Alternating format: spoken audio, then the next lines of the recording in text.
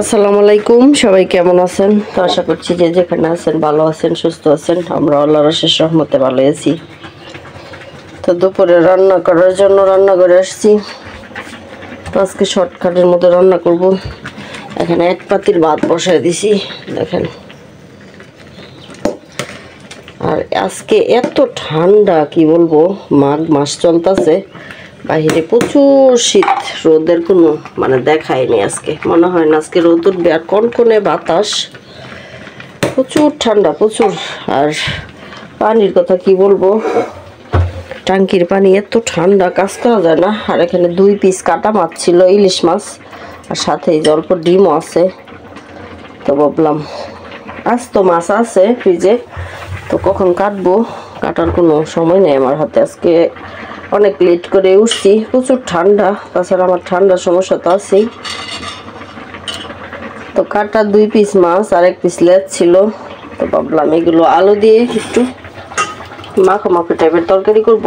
আর গতকালকের তরকারি রয়ে গেছে, আপনাদের দেখাই। আর এত ঠান্ডা পড়ছে, এই যে তো গতকালকের তরকারি, এই যে লাউয়ের তরকারি রয়ে গেছে, এই যে দেখেন, মুরগির মাংসের তরকারি, মাছের ভর্তা করছিলাম, যে এই যে মাছ ভাজি দেখেন সম্পূর্ণই রয়ে গেছে। অল্প একটু খাওয়া হয়েছে শুধু। এই যে মাছের ভর্তা, এত কিছু থাকতে তো দেখা গেছে রান্না বান্না। ভাবলাম একটা তরকারি করি। আর শীতের মধ্যে ঠান্ডা, এত ঠান্ডা, পানি দৌড়লেই আমার সমস্যা হয়। এমনিতে আমার ঠান্ডার প্রবলেম একটু বেশি। তো এক পাতিল ভাত বসায় দিছি, ভাত তো প্রায় হয়ে গেছে, ঠিকা দিয়ে দিব। আর মাছ কাটা মাছই 2 পিস ছিল ফ্রিজে, কাটা ছাড়া আজ তো মাছ আছে। এগুলো বরফ ছাড়তে ছাড়তে দেখা গেছে 13টা বাজে যাইবে, এমনিতেই শুক্রবার দিন। তো ভাবলাম একটা আলু 4-5টা আলু কেটে নিছি, যে ছোটো যে লাল আলুগুলো, এগুলো দিয়ে ইলিশ মাছ দিয়ে তরকারি রান্না করি। যেহেতু তরকারি আছে সেহেতু মাছ আর বের করলাম না, কাটা মাছ যতটুকু ছিল ততটুকু বের করছি। আর এত শীতের মধ্যে রান্না বান্না করতেও ভালো লাগে না। আর কুকার আমার এই যে দেখেন এখনো ঠিক হয় নাই, গতকালকে নিয়ে গেছে, আজকে বলছে দিবে, কখন দেয় তাও আমি জানি না। আর পানির যে সমস্যা, বলতে মেন সমস্যা যেটা, পানির যে গিজার, ওইটাও নষ্ট হয়ে গেছে, এটাও ঠিক করতে দিয়েছিলাম, ঠিক হয় নাই। তো এটা আবার নতুন কিনে নিয়ে আসতে হবে। আজকে বলছে টাকা দিয়ে দিয়েছি, আজকে বলছে কিনে তারপর দিয়ে যাবে লাগাইয়া, যে মেকার কাজ করে আমাদের বাসায়।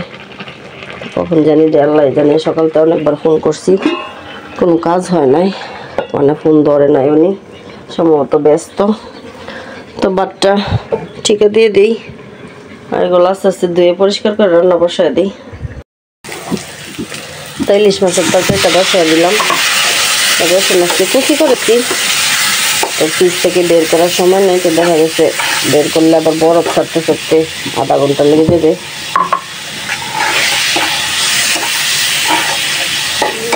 হালকা মশলা দিয়ে দিলাম, হলুদ, মরিচ, ধনিয়ার গুঁড়া।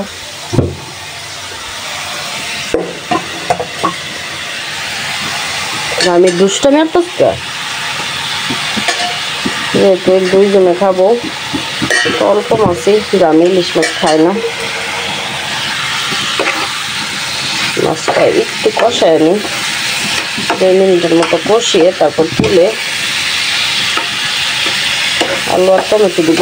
একটা টমেটো কেটে নিছি, আর 4-5টা আলু তো দেখলেনি। তাই ইলিশ মাছ যেভাবে রান্না করবেন ওইভাবেই খেতে ভালো লাগে, বেশি কোনো মশলা লাগে না, কম মশলাতে ইলিশ মাছ ভালো লাগে। আর ডিমগুলো দেখেন, ইলিশটা মোটামুটি সাইজের বড় ছিল, তো 7টা ডিম ছিল। ডিমগুলো আমি একসাথে রেখে দিয়েছিলাম।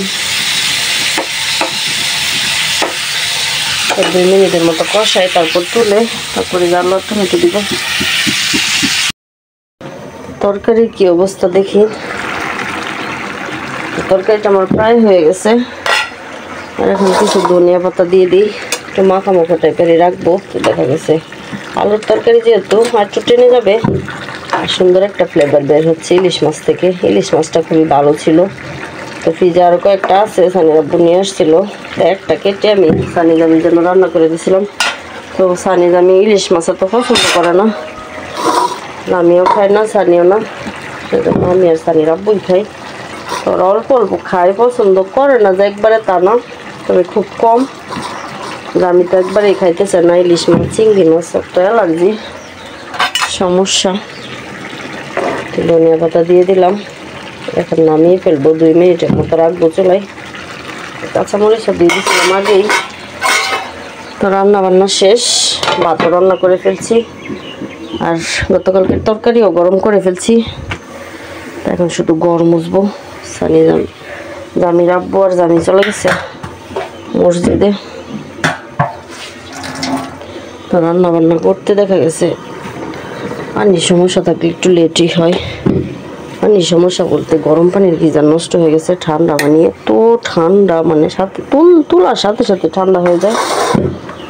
কি বলবো, প্রচুর ঠান্ডা, একদম বরফের মতো।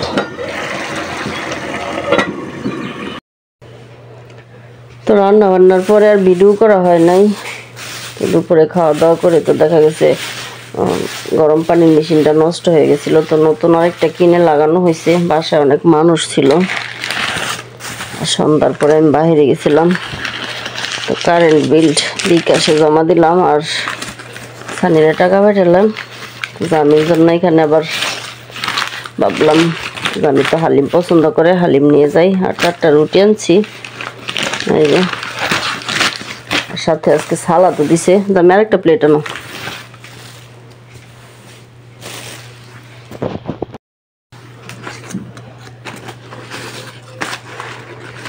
রুটিগুলো তেলে ভাজা ছাড়া। তো হালিমটা, এই দোকানের হালিমটা খুবই পছন্দের।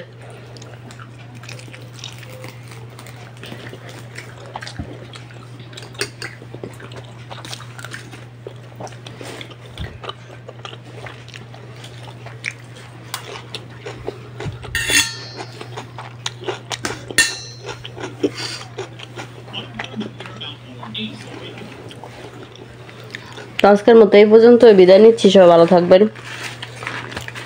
খাওয়া দাওয়া শেষ করি। সন্ধ্যার সময় আমার খিদা লাগে।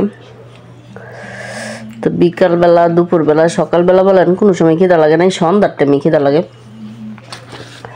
মানে ভাতের খিদা না, যে কোনো একটা কিছু খাইতে মন চাই, কাবি চুবি আর কি। তো আজকের মতো এই পর্যন্ত বিদায় নিচ্ছি। সবাই ভালো থাকবেন। আল্লাহ হাফেজ।